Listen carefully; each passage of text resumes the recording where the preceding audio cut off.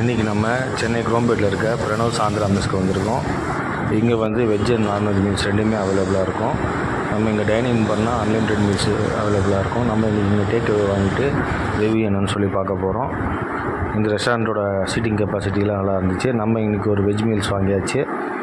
அதுக்கு அவங்க சாம்பார் கொடுத்துருந்தாங்க. அந்த சாம்பாரோட டேஸ்ட்டு வந்து நல்லா இருந்துச்சு. அந்த காலிஃப்ளவர் பக்கோடாவோட அந்த சாம்பார் வச்சு சாப்பிட்றதுக்கு இன்னும் டேஸ்ட் அல்டிமேட்டாக இருந்துச்சு.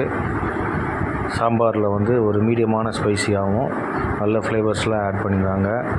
நல்ல ஒரு ஸ்மெல்லு கொடுத்துச்சு. சாப்பிட்றதுக்கு நம்ம திரும்ப திரும்ப தூண்டுற மாதிரி ஒரு டேஸ்ட்டில் இருந்துச்சு சாம்பார். வெஜிடபிள்ஸும் அதில் கொஞ்சம் ஆட் பண்ணியிருந்தாங்க. அதுவும் சாப்பிட்றதுக்கு நல்லா இருந்துச்சு. ஸோ சாம்பார் நம்ம ட்ரை பண்ணிவிட்டு அதுக்கடுத்து அவங்க கொடுத்த அந்த பருப்பு குழம்பு ஊற்றி ட்ரை பண்ணி பார்த்தோம். அதுவும் டேஸ்ட்டில் அவ்வளோ சூப்பராக இருந்துச்சு. நல்ல ஒரு மீடியமான ஸ்பைசியாகவும் நல்ல அந்த பருப்போட ஃப்ளேவர்லாம் இறங்கி சாப்பிட்றதுக்கே அவ்வளோ ஃபேண்டாஸ்டிக்காக இருந்துச்சு. அது கூடயும் நம்ம இந்த காலிஃப்ளவர் பக்கோடா வச்சு சாப்பிடும்போது டேஸ்ட்டு வந்து இன்னும் நெக்ஸ்ட் லெவலுக்கு இருந்துச்சு. கண்டிப்பாக இந்த பருப்பு வந்து உங்களுக்கு பிடிக்கும்.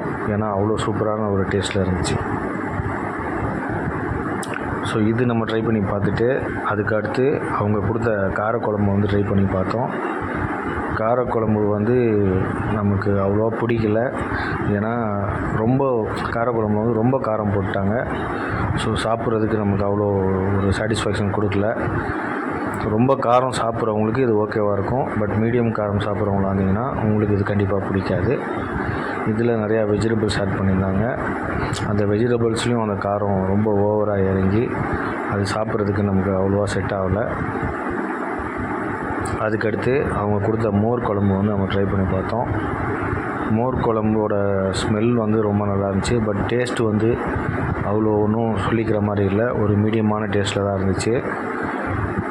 ஏன்னா அந்த மோர் குழம்புன்றது ஒரு சூப்பரான ஒரு டிஷ்ஷு தான். பட் இங்கே வந்து அது ரொம்ப ஒரு சுமாராக தான் பண்ணியிருந்தாங்க. ஸோ இது வந்து அவ்வளோ நம்மளை சாட்டிஸ்ஃபேக்ஷன் பண்ணலன்றதான் உண்மை. அதுக்கப்புறம் நம்ம வந்து மோர் ஊற்றி ட்ரை பண்ணி பார்த்தோம். மோர் ஆஸ் யூஷுவல் எல்லா இடத்துலையும் நம்ம சாப்பிடும்போது எப்படி இருக்குமோ அந்த ஒரு டேஸ்ட்டில் தான் இருந்துச்சு மோர்.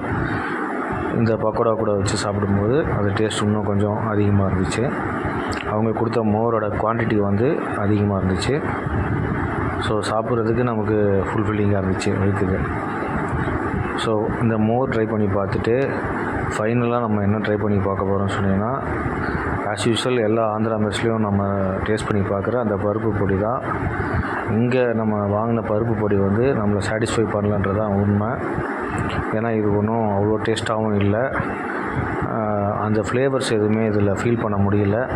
யூஸ்வலாக நம்ம ஆந்திரா மெஸ்ஸில் பருப்பு பொடி போட்டு சாப்பிட்டு பார்த்தோன்னா அதில் ஃப்ளேவர்ஸ் ஃபீல் பண்ணுவோம். இதில் நம்மளால் அதை ஃபீல் பண்ண முடியல. நார்மல் ஒரு பொடி மாதிரி தான் இருந்துச்சு. ஸோ இந்த லொக்கேஷனில் இருக்கவங்க இந்த ஆந்திரா மெஸ்ஸை சாப்பிடுவீங்கன்னா கமெண்ட் செக்ஷனில் கமெண்ட் பண்ணுங்கள். வீடியோ உங்களுக்கு பிடிச்சிருந்தால் லைக் பண்ணுங்கள், ஷேர் பண்ணுங்கள், சப்ஸ்கிரைப் பண்ணுங்கள்.